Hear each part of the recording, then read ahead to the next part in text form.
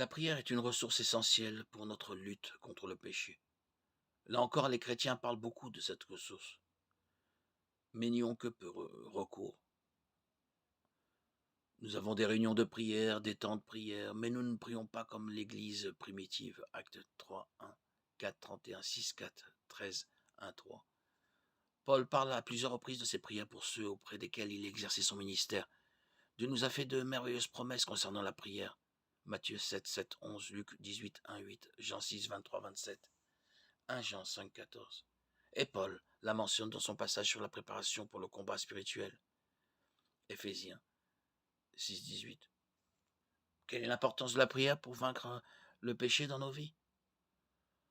La réponse se trouve dans les mots de Christ à Pierre dans le jardin de Gethsémani, juste avant le reniement de ce dernier. Pendant que Jésus prie, Pierre dort. Jésus le réveille et dit « Restez vigilants et priez pour ne pas céder à la tentation. L'esprit est bien disposé, mais par nature, l'homme est faible. » Matthieu 26, 41. Comme Pierre, nous voulons faire ce qui est juste, mais n'en trouvons pas la force. Nous devons, comme Dieu nous y exhorte, continuer à chercher, à frapper, à demander. Alors il nous donnera la force dont nous avons besoin. Matthieu 7, 7. La prière n'est pas une formule magique.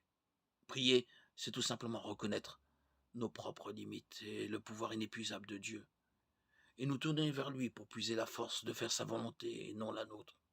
1 Jean 5, 14, 15.